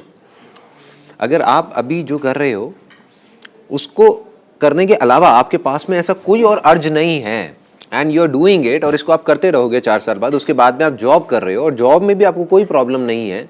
अननेसेसरी हमको प्रॉब्लम क्रिएट करनी है तो उसकी बात अलग है, बट कोई प्रॉब्लम नहीं है। आपका बॉस अच्छा है, आपकी टीम अच्छी है, आपके लोग अच्छे हैं, आप उस काम को रीजनेबली इंजॉय कर रहे हो, तो आप करते रहो। साथ साथ में अपना अगर आपको स्पोर्ट्स में इंटरेस्ट है तो वो करते रहो, थोड़ा बहुत म्यूजिक में है वो करते रहो, डांस में है वो करते रहो, मूवीज़ देखते रहो। क्या ज़रूरत है कुछ अननेसेसरी करने की? द आइडिया इज़ ये नहीं है कि हर इंसान अलग है, 5 उंगलियां अलग अलग हैं। सो ऐसा नहीं है कि एक कोई फॉर्मूला है कि हर इंसान को सब कुछ छोड़ छाड़ के, अगर मैंने ग्रेजुएशन पूरी नहीं करी तो कोई भी ग्रेजुएशन पूरी नहीं करेगा और सब छोड़ के आगे निकल जाएगा। That is not the case. कोई हार्ड एंड फास्ट रूल नहीं है। एंटरप्रेन्योर्स को अगर आप देखोगे, हर एंटरप्रेन्योर अपने आप में एक दूसरे से अलग है, हर बंदा अपने आप में एक दूसरे से अलग है, हर एक का स्टाइल अपने आप में एक दूसरे से अलग है। सो जब तक वो कॉल नहीं आती, keep doing what you are doing, उसी को मन लगा के करो ना। क्या ज़रूरत है पंगे लेने की? सर अभी जैसे मैंने आपको बताया जनवरी में आई जॉइन द बैंक, मतलब ये नहीं लगता कि I should continue with it because passion कहीं और पे है, तो सिंपल सी बात है। अभी I am in a government job, तो फैमिली के लिए है कि नहीं ठीक है यार उसको गवर्नमेंट जॉब मिल गया है, it's very safe and secure. Plus दूसरा लोगों को लगता है, एक बिलीव होता है कि यार for girls banking sector is one of the best. You are not enjoying it? I am not at all enjoying it. Not at all? हाँ, नॉट एट ऑल। तो what do you think? Like देखो, what's your passion, what is it that you want to do? अगर banking छोड़ोगे तो क्या करोगे, मतलब क्या करना चाहते हो? Personally I have this thought in mind कि टीचिंग या फिर education providing is such a thing जहाँ से आप सोसाइटी में बहुत ड्रास्टिक चेंज ला सकते हो। देखो, अगर ये जो स्टेप आप उठाओगे, this is simple, do or die situation है। जैसे एक राजा गया अपनी उसके साथ में, फौज के साथ में एक आइलैंड पे, तो उसने क्या किया, वहाँ जाते ही सारे शिप्स को आग लगवा दी, जला दिया। तो और उसने अपने सारे उसको पूरे का पूरा जो उसकी आर्मी थी उसको बोला कि आप अगर जाएंगे तो उनके शिप्स में जाएंगे, अपने में तो जा नहीं सकते, तो अब या तो करेंगे या मरेंगे। So that is called a do or die situation. So you are talking about entering a do or die situation, मतलब अगर अब आपको उसके अंदर एंटर करना है तो that calling has to be so strong कि अभी आपकी आंखों से आंसू गिरने चाहिए। बट अगर वो नहीं गिर रहे, मतलब अंदर से वो चीज़ नहीं आ रही कि नहीं मेरे को मैं फ्रस्ट्रेटेड हूँ इससे, बैंकिंग से और इससे, तो हो सकता है फेल हो जाओगे, क्योंकि डाउट आ गया ना मन में। आदमी तब जीतता है या तो वो जो अंदर का डिज़ायर है वो इतना स्ट्रांग है कि वो उसको आगे तक खींच करके ले जाए, desire has to be very strong, या डिज़ायर नहीं भी है तो belief has to be extraordinary. वो जो फेथ है, वो जो बिलीफ है कि मतलब आपके मन में आना ही नहीं चाहिए, आपके मन में ये इतना सा भी नहीं आना चाहिए। अगर आ रहा है तो गड़बड़ है। I am talking about do or die situation. Do or die में कौन जीतता है? जिसके शिप्स जल चुके हों, और जो अपने शिप को जलाने के लिए तैयार है, जो मरने के लिए तैयार है, वो जीतता है। अगर आपके मन में हल्का सा भी डर आया और आपने गवर्नमेंट जॉब छोड़ दिया तो वो डर की दीवारें ऐसी खड़ी होंगी, ऐसा अंधेरा होगा कि आप घबरा जाओगे कि हुआ क्या ये। तो you need to be very very clear कि अब मेरे को या तो करना है या मरना है, तब ये स्टेप उठाना है। अगर ऐसा नहीं आ रहा अंदर से, देन डोंट डू इट। फिर आप करोगे तो आप मर जाओगे, राइट? मतलब you will not be able to sustain, क्योंकि अंदर से वो कॉलिंग, वो जो डिज़ायर है वो इतना बड़ा नहीं हुआ। और अगर आज नहीं हुआ तो 10 साल बाद करो ना, 5 साल बाद करो, 20 साल बाद करो। जब वो डिज़ायर इतना स्ट्रांग हो जाए अंदर से कि आपकी लाइफ में मतलब आपको लगे कि नहीं यार कुछ बहुत ज़्यादा मिसिंग है, अब तो मुझे करना ही है, अब चाहे कुछ भी हो जाए। Now I want to fly. अब इस पिंजरे में मैं बहुत जी ली, अब मेरे को नहीं। बट अगर अभी भी उस पिंजरे से लगाव है तो आप वापस घूम करके उस पिंजरे में आओगे, वो बंद मिलेगा, आप बिल्कुल हिल जाओगे, आप कहोगे ये क्या हो गया, राइट? कि आप छोड़ करके आज बाहर जाओगे बट लगाव अभी भी आपको उसी पिंजरे से है, उसी सिक्योरिटी से है। तो फिर आप जब वापस आओगे वो उसके दरवाजे बंद हो चुके होंगे, अब वापस से तो आपको गवर्नमेंट जॉब मिलेगी नहीं, राइट? आप आओगे तो आप कहोगे ये क्या मैंने कर दिया। सो डोंट डू इट, अभी कोई ज़रूरत नहीं है करने की। जब अंदर से आपको लगे, और वो आपको कोई नहीं बोल सकता, आई कांट से एंड कोई और नहीं बोल सकता, जब आपको लगे तब आप करो, नहीं लगे तो डोंट डू इट। ये वास्तव में हम सब करना चाहते हैं। रास्ते में भी हमारी बात हुई है, हम आपके साथ किसी न किसी तरह जुड़ चाहते हैं। कुछ लोग तो ये भी तैयार हैं कि सर्विस के रूप में आपके ऑर्गेनाइजेशन को ज्वाइन करके आपके साथ जुड़ जाएं। कुछ लोग चाहते हैं वॉलंटरी जुड़ जाएं, मतलब किसी ना किसी तरह, मतलब एक कृतज्ञता के भाव से भी कि उनको बहुत कुछ मिला है आपसे, और तो किसी ना किसी तरह से आपसे ये ना हो कि ये हमारी आखिरी मुलाकात हो जाए। मतलब किसी ना किसी तरह रेगुलर बेसिस पे किसी भी तरह, जैसे जिसको जिस भी योग्य समझते हो, जिसको आप समझते हैं भी ये मेरी ऑर्गेनाइजेशन का मतलब का है, तो वो आपको साथ, ये सारे लोग जो तैयार हैं, बहुत बढ़िया, उस तरह से भी इट्स माय प्लेजर। और कभी भी ऐसा कुछ होगा, I definitely think about it. मैं ऐसा सोच करके I give it a thought and discuss करके अपनी टीम से, अगर कभी भी ऐसा कोई थॉट आएगा ना तो I definitely let you know. सारे रेडी रहेंगे। आपने इतना बोल दिया, यही बहुत बड़ी बात है। सर आपने एक चीज़ बोला था अपनी स्पीच में, आप किसी होटल में गए थे, होटल में जाने के बाद उसने एक चीज़ बोली थी कि मैं अपने सेल्फ सेटिस्फेक्शन के लिए अपना कमाया हुआ पैसा नाली में बहा देता हूँ, राइट? तो वो सेल्फ सेटिस्फेक्शन कैसे सर मेंटेन हो अपने बॉडी, मतलब उस चीज़ को कैसे पहचाने कि इससे मैं सेल्फ सेटिस्फाई हूँ? देखिए बेसिकली क्या है ना, अब वो वाला जो एक लाइन थी ना, उसको कई लोग समझ पा रहे हैं, कई लोग नहीं समझ पा रहे। वो ये सोचते हैं कि भाई पैसे को नाली में बहाने से अच्छा, या वो जब उन्होंने वो कहानी सुनी मेरी IIT कानपुर वाली, तो उन्होंने कहा कि यार वो दाल को नाली में क्यों बहाना है, किसी गरीब को खिला दो ना। अगेन हम सही गलत के कॉन्सेप्ट में चले गए ना। हमें सिर्फ ये देखना है कि किस कॉन्टेक्स्ट में बात की जा रही है। There is nothing like right and wrong. मतलब ये आप जा करके उनको क्यों बोल सकते हो कि भाई इसको नाली में नहीं बहाना, आपको यही करना है। उनके हिसाब से वो बासी हो गया तो बासी किसी को भी नहीं खिलाना। अगर उनको किसी को वैसे भिखारी को भी खिलाना है तो भाई उसको बासी क्यों खिलाएंगे, ताज़ा खिलाएंगे ना निकाल करके। So the point is very simple. उसका जो बेसिक फंडा है वो है बिजनेस से रिलेटेड। वो कॉन्सेप्ट लाइफ से रिलेटेड नहीं है, बिजनेस से रिलेटेड है। ऐसा नहीं कि हम जा करके पैसे को नाली में बहाने लग जाए, that does not make sense. But the idea is, अगर कोई बिजनेस करना चाहता है, that session was regarding business. IIT Kanpur में लोगों ने ये पूछा था कि एंटरप्रेन्योरशिप के बारे में बताओ। तो बिजनेस का बेसिक फंडा ये है, एक लेवल के बाद में जा करके आदमी अटक जाता है जब वो पैसे को खर्चने से पहले 1000 बार सोचने लग जाता है। सपोजिंगली अगर मेरा एक रेस्टोरेंट है और मैं ये सोचने लग जाऊँ कि यार जो केला है वो 2 रुपये का भी आता है, तो 10 रुपये का केला क्यों यूज़ करना है। तो 8 रुपये अल्टीमेटली तो नाली में बह रहा है ना। किसी को पता नहीं कि ये 8 रुपये, मतलब केले में फ़र्क नहीं पता लगने वाला 2 रुपये के केले में और 10 रुपये के केले में। बट जो उनका फंडा है, जो मैंने उनसे सीखा और मैं भी अपनी लाइफ में अप्लाई करता हूँ, कि जो चीज़ें नहीं दिखती वो भी बिजनेस में बिकती है, राइट? कि एक डॉक्टर है जो कहता है कि यार मैं अपना ये जो साफ़ सफाई की चीज़ें हैं नहीं करता सफाई, क्या फ़र्क पड़ता है। फॉर एग्जांपल एक डेंटिस्ट है, वो कहता है कि क्लीनलीनेस से किसको पता लगने वाला है, कि मैंने 1 महीने पहले साफ़ किया था, 2 महीने पहले या आज किया था, स्टरलाइज उसको किया था या नहीं किया था। तो ये चीज़ें जो पेशेंट आ रहा है उसको नहीं पता लगने वाला, नहीं पता लगने वाला। ये सिर्फ उस डॉक्टर को पता है, उसके ज़मीर को पता है, उसके अंदर के इंसान को पता है, जिसकी वजह से उसका खर्चा भी बढ़ेगा, कॉस्ट भी बढ़ेगी। जब वो स्टरलाइज करेगा, वो सब केमिकल्स को यूज़ करेगा तो पैसा लग रहा है, पैसा नाली में बह रहा है, जिसका किसी को दिख ही नहीं रहा, फिर भी वो पैसा जा रहा है। तो बिजनेस में अगर सक्सेसफुल होना है तो सिर्फ वो चीज़ें मत करो कि लोगों को दिखाने के लिए, ये पैकेजिंग अच्छी कर दी लेकिन अंदर प्रोडक्ट में कूड़ा भर के दे दिया, तब आप बिजनेस में लॉन्ग टर्म में सक्सेसफुल नहीं हो सकते। हो भी गए तो खुश नहीं रह सकते, तो बिजनेस बेकार है, वो एक ढांचे की तरह है, ताश के पत्तों की तरह है। तो अगर बिजनेस में आपको सक्सेसफुल भी होना है, पैसा भी कमाना है और खुश भी होना है, तो आपको ये समझना है कि कुछ ऐसा करना है कि अंदर भी इस चीज़ में my idol is in business and entrepreneurship, it's Steve Jobs. उनका मैंने पढ़ा, मतलब he is a kind of a person, he was a kind of a person जो सिर्फ बाहर से डिज़ाइन पे काम नहीं करते थे। लोग होते हैं शॉर्टकट मारते हैं कि बाहर से एक डिज़ाइन बनाया और चेप दिया किसी को भी उठा करके। ही was a kind of a person कि अंदर जो सर्किट का डिज़ाइन होता था उसमें भी इतना अंदर तक जाते थे, मतलब 1-1 साल 2-2 साल लगा देते थे सिर्फ अंदर के सर्किट को डिज़ाइन करने में कि वो अच्छा लगे। उनकी कंपनी में लोग बोलते थे, सर ये तो किसी ने कभी खोलना भी नहीं है ज़िंदगी में सर्किट, तो ये तो सिर्फ हमारे उन लोगों ने देखना है जो टेक्नीशियंस हैं।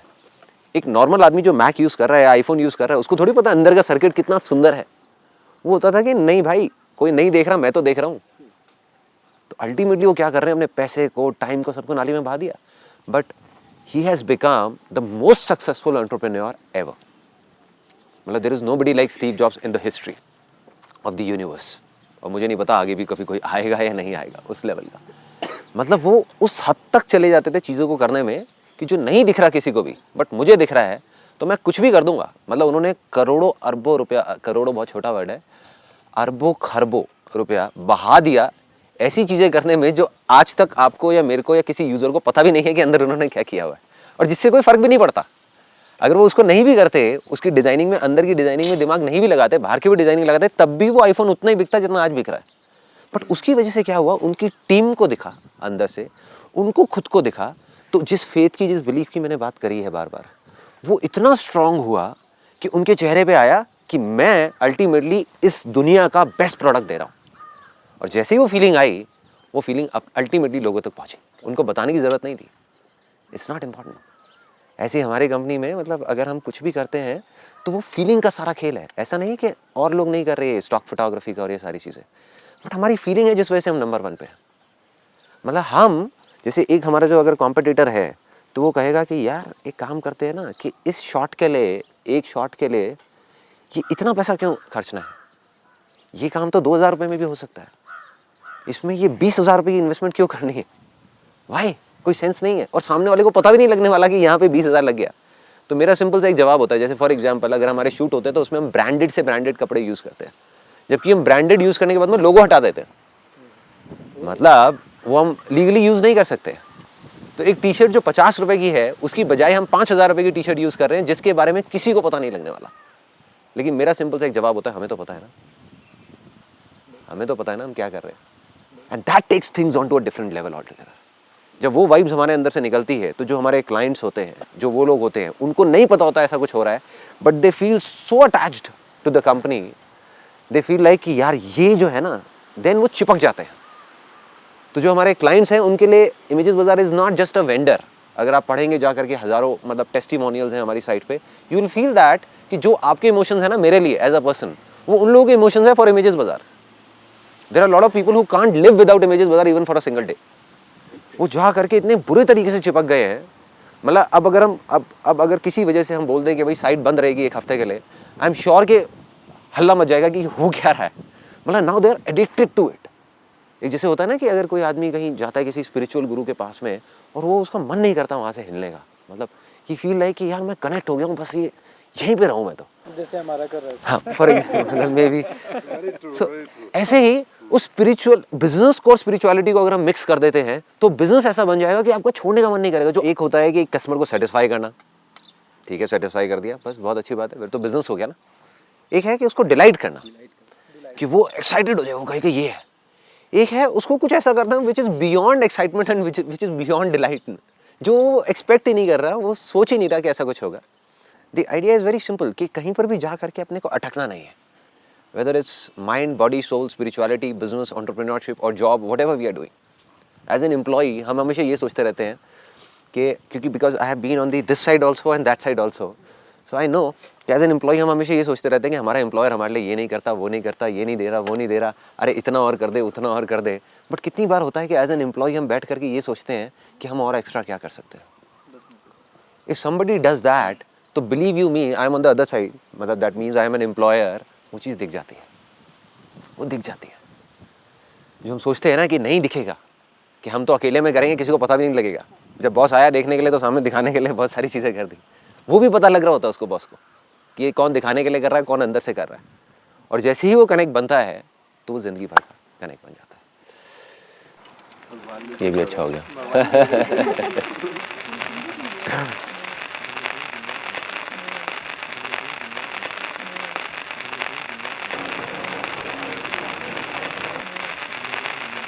कोई भी चीज़ अगर आपको किसी चीज़ की शुरुआत करनी है बिल्कुल जीरो लेवल से, और आपको उस चीज़ के बारे में बिल्कुल नहीं पता, और आपको बस ये करना है कि मुझे डेफिनेटली ये चीज़ इतने टाइम में मुझे कंप्लीट करनी है, तो उसकी जो जीरो लेवल से शुरुआत है वो आप कैसे करते हैं? What I do is, पहले वो जो लैंड है ना, मैं उसको फर्टाइल करता हूँ। पहले मैं ये देखता हूँ कि वो एक आइडिया है, एक थॉट है, या मेरा बर्निंग डिज़ायर है, मतलब वो अंदर की आवाज़ है या एक आइडिया है। आइडियाज़ बहुत आते हैं, मतलब एक दिन में 1000 आइडियाज़ आ जाते हैं कि ये भी कर लो, वो भी कर लो, वो भी कर लो, लेकिन 1000 चीज़ें तो मैं नहीं कर सकता। सब कुछ करने की कोशिश करूँगा, कुछ भी नहीं कर पाऊंगा एट द एंड।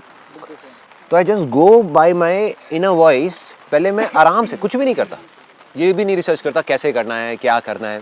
कुछ दिन के लिए मैं उसको छोड़ देता हूँ और सिर्फ अंदर अंदर अंदर अंदर अंदर अंदर जाके देखता हूँ, मतलब बाहर कुछ नहीं करता, अपने अंदर चला जाता हूँ कि ये जो चीज़ हो रही है ये है क्या, मतलब अल्टीमेटली मैं करना क्यों चाहता हूँ।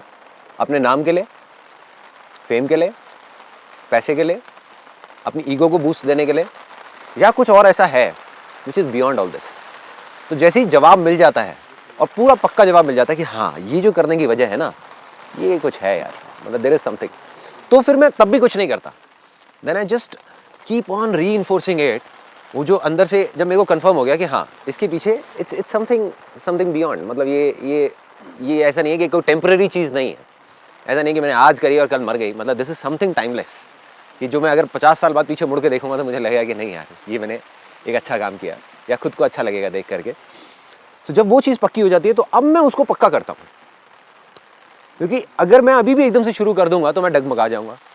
तो अब मैं उस बिलीफ को और स्ट्रांग करता हूँ, मतलब उसको और पक्का करता हूँ कि हाँ ये करना है करना है करना है करना है करना है। जब वो पनप जाता है ना और अंदर एक कहते हैं कि ज्वालामुखी बन जाता है, तब फटता है वो।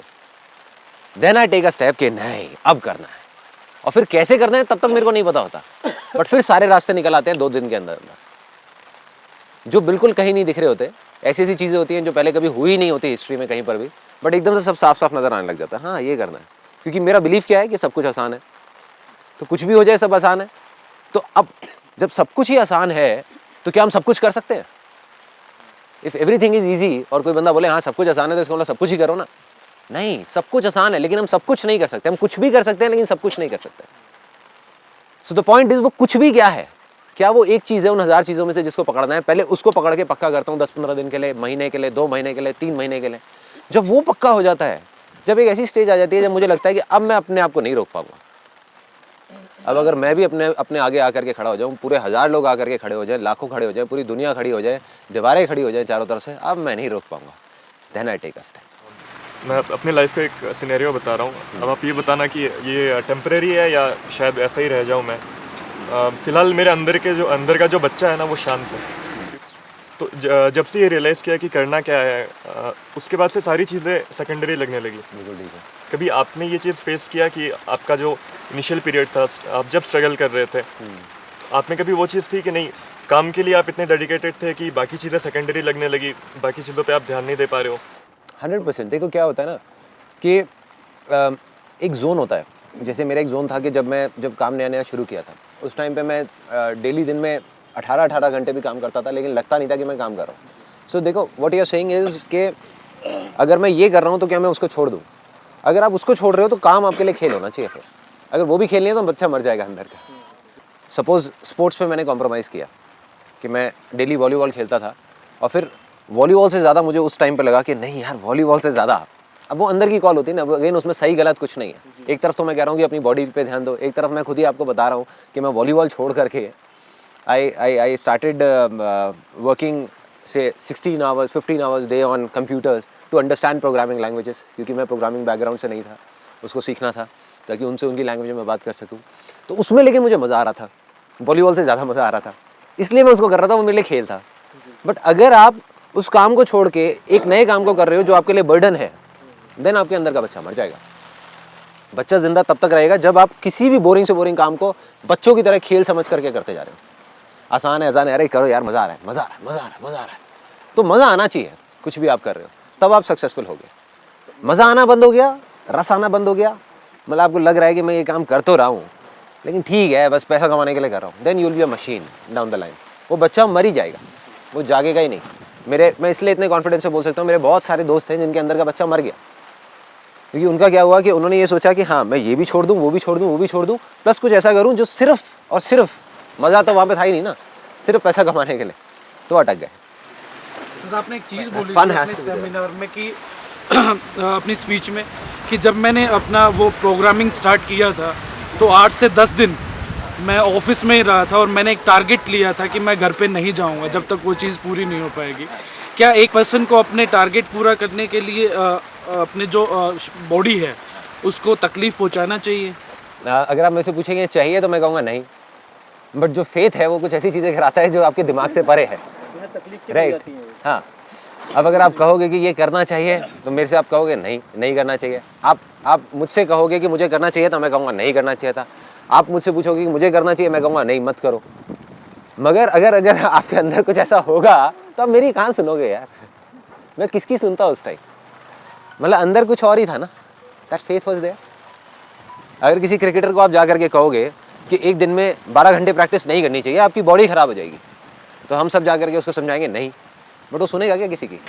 He is in a different state. उस वक्त आपके मन में क्या था जो आपने डिसाइड किया कि 8 से 10 दिन जब तक वो चीज़ पूरी नहीं हो पाएगी मैं घर पे नहीं जाऊंगा? कुछ भी नहीं था, मतलब एक ही चीज़ थी कि अभी मेरी लाइफ की ये सबसे बड़ी प्रॉब्लम है जो सामने खड़ी हुई है, तो मेरा बस एक ये था कि अब जब तक ये प्रॉब्लम सॉल्व नहीं हो जाती, because that was a turning point, वो मेरी लाइफ की I think one of the biggest problems थी। जब मेरे को ABCD भी नहीं पता थी किसी चीज़ की, प्रोग्रामिंग की, और एकदम से सामने ये चैलेंज आ गया था कि बस अब या तो कंपनी बंद होगी, मतलब वापस बैक टू ज़ीरो, सब चीज़ें हवा में लटक जाएंगी, या फिर अब कुछ करना है। मैंने कहा अब करना है या मरना है।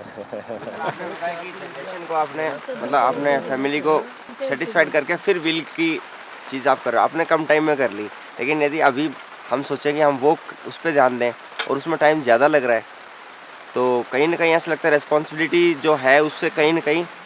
अब वो आपका बिलीफ है, अगर आपका बिलीफ है। अब मेरे को एक बड़ी मज़ेदार सी चीज़ याद आती है, मेरे एक आइडल होते थे, वो हमारे पड़ोस में ही रहते थे, हमारे घर के वहीं पे पास में, I will not take his name, but उनके साथ मैं वॉक करता था और वो मैं उनको बहुत मानता था।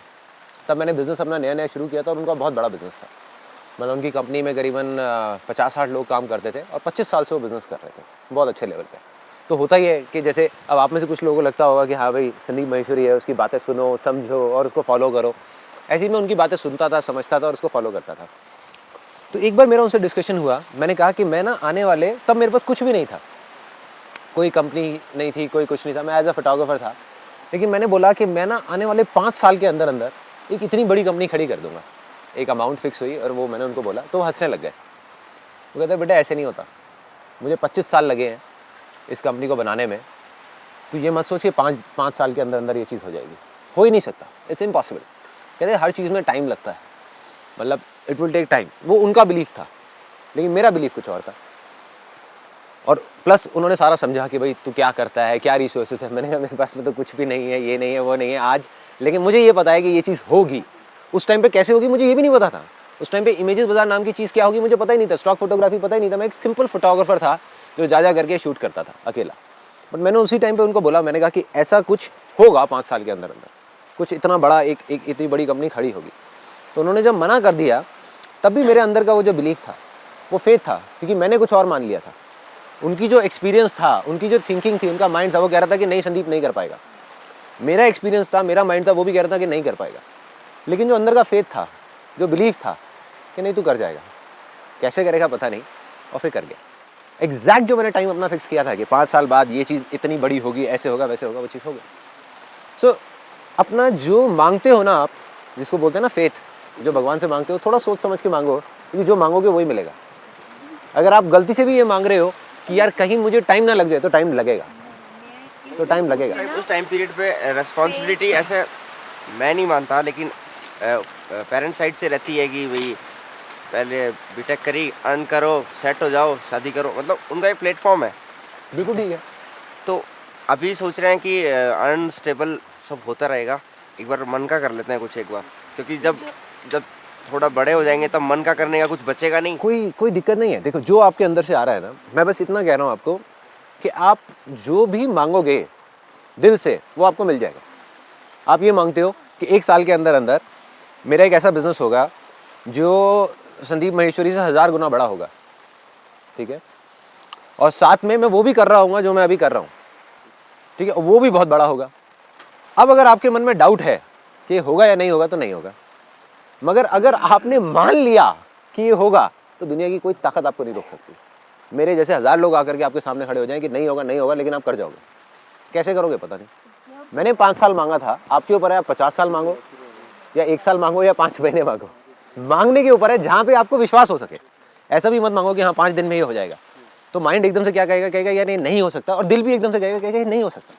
तो जो आपको रीजनेबल लगे, जहाँ तक आप हजम कर सकते हो, जहाँ तक आपको लग सकता है कि हाँ ये चीज़ हो सकती है, उसको मान लो, उसको बोलते जाओ बोलते जाओ बोलते जाओ बोलते जाओ बोलते जाओ बोलते जाओ। आसान है आसान है आसान है आसान है आसान है आसान है आसान है आसान है, बोलते जाओ पागलों की तरह कि होगा होगा होगा होगा होगा, 4 साल के अंदर अंदर ये भी होगा ये भी होगा ये भी होगा ये भी होगा, जो घर वाले चाहते हैं वो भी होगा, शादी भी होगी, ये भी होगा, बिजनेस भी होगा, और साथ में उस बिजनेस में इतना पैसा भी होगा कि उसको लेकर के मैं इतना बड़ा ये सेटअप करूंगा जो इंडिया का सबसे बड़ा ये भी होगा। अब अगर आप मान गए तो वो हो जाएगा। ये छोड़ो कैसे होगा, गारंटेड हो जाएगा। मैं भी लिख करके ब्लैंक पेपर पर साइन करके दे देता हूँ, हो जाएगा। दुनिया बोलती है छोड़ दो दुनिया को कि वो क्या बोलते हैं कि होगा या नहीं होगा। बट अगर आप नहीं मान पाए, आपको खुद को मानना है, किसी को मनाना नहीं है। हम गलती क्या करते हैं, हम दुनिया को मनाने निकल जाते हैं। अरे अपने फेथ में आप किसी को कैसे मना सकते हो। आज मेरे अंदर जो सपना है, मैं यहाँ पर अगर बैठ करके आप लोगों को समझाने लग जाऊँ, या आप में से कोई मेरे को अपना सपना समझाने लग जाए, आप मुझे कन्विंस कर सकते हो? You can not convince it. और अगर आप कर सकते हो तो वो सपना ही बेकार है, क्योंकि इसका मतलब आपको पता ही नहीं है कि वो करना क्या है, राइट। मतलब फेथ उसी को कहते हैं ना कि आपको पता ही नहीं है वो कैसे होगा क्या होगा, बट वो हो जाए। सर एक चीज़ आपने बोली थी कि पागलपन, मतलब अगर कोई आदमी पागल है, अगर लोग बोलना स्टार्ट कर देते हैं ये आदमी पागल हो गया, तो आपने एक चीज़ बोली कि वो सक्सेस है। तो उस पागलपन का मीनिंग क्या है सर? आई एम ग्लैड कि किसी ने ये चीज़ पूछी, बिकॉज पागलपन का मतलब ना लोग ये समझ रहे हैं कि पागलों जैसी हरकतें करो, सड़क पे जाकर के डांस करो और लोग बोलने लग जाएंगे पागल हो गए हो तो आप सही ट्रैक पे हो। दैट डज नॉट मीन पागलपन। मैंने उस तरफ इशारा नहीं किया था पागलपन पे। सपोज जॉब छोड़ के बैठ जाओ, पढ़ाई छोड़ के बैठ जाओ, तो लोग तो बोलेंगे ही पागल हो। अरे तो मैं भी बोलूँगा पागल हो, राइट, क्योंकि आपको फेथ है नहीं, अपनी लैंड को फर्टाइल किया नहीं, और एक्शन पहले ले रहे हो। पहले उस सेशन को समझो तो सही, सेमिनार को समझो तो सही, मैंने किस कॉन्टेक्स्ट में बोला। सबसे पहले लैंड को फर्टाइल किया, मतलब अपनी गंदगी को साफ किया, जो कचरा भरा हुआ था अंदर दिमाग में बॉडी में, उसको खाली किया, लैंड फर्टाइल हुई। फिर बीज को बोया। उससे भी पहले बीज डिसाइड किया कि बीज कौन सा बोना है, अंदर की आवाज़ सुनी, फिर जाकर के उस बीज को बोया। लोग क्या करते हैं, अंदर की आवाज़ सुनी नहीं, एकदम से स्किप कर दिया। अरे यार मन नहीं कर रहा पढ़ाई करने का। किसका करता है? सब छोड़ दो पढ़ाई। हाँ, सब पूरी दुनिया बोलेगी पागल हो गए हो, तो आप सच में पागल हो गए हो, क्या करोगे, राइट। सो पागल हो गए उस लेवल पे जा करके जब आप कुछ ऐसा मानने लग गए हो, जानने नहीं, शौकिया नहीं, मानने लग गए हो जो और लोग नहीं मान पा रहे, लेकिन आप मानते हो कि वो चीज़ होगी, तब आपको लोग कहेंगे कि आप पागल हो गए हो, तब आप सही ट्रैक पे हो।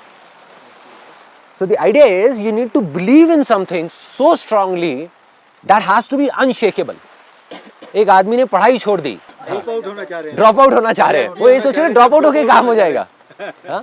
तो अब अगर वो ये कोई आकर के बोलता है कि मैंने पढ़ाई छोड़ दी, बहुत अच्छी बात है आपने पढ़ाई छोड़ दी। अब इसको बड़े ध्यान से सुनना है, यहाँ पे एक बहुत बड़ा मैसेज है।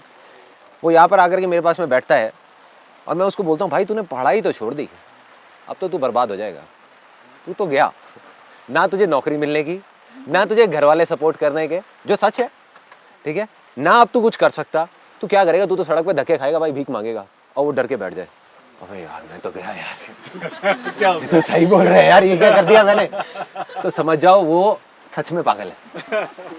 राइट? वो पागलपन नहीं है, वो सच में पागलपन है। असली पागलपन ये है कि मैं उसको बैठ करके यहाँ पे डरा रहा हूँ, मेरे जैसे 1000 लोग बैठ करके उसको डरा रहे हैं, बोल रहे हैं कि तूने क्या कर दिया भाई, तूने पढ़ाई छोड़ दी, और वो हंस रहा है बैठा बैठा। वो कह रहा है अच्छा आने दो, टाइम बात करेंगे, आने दो। That is called belief, that is called faith, unshakeable faith. उसको पागलपन बोलते हैं जो सच है। बट पागलपन ऐसा जो खोखला है, सिर्फ इसलिए कि भाई उसने किया, उसने ग्रेजुएशन पूरी नहीं करी तो मैं भी नहीं करूंगा और लोग मुझे पागल बोलेंगे और मैं सक्सेसफुल हो जाऊंगा। क्या सेंस है, क्या सेंस है? अपने फेथ को पकड़ो, अपने बिलीफ को पकड़ो, then do something which is beyond explanation. But you have strong belief कि अगर वही संदीप महेश्वरी जिसको देख करके तुमने ग्रेजुएशन छोड़ी, वही आकर के कहता है कि यार तुम बर्बाद हो गए, तो उस संदीप महेश्वरी को देख करके हंस के बोलो, अरे तू बर्बाद है, छोड़ना, तुझे नहीं पता, तुझे नहीं पता मैं क्या करने वाला हूं।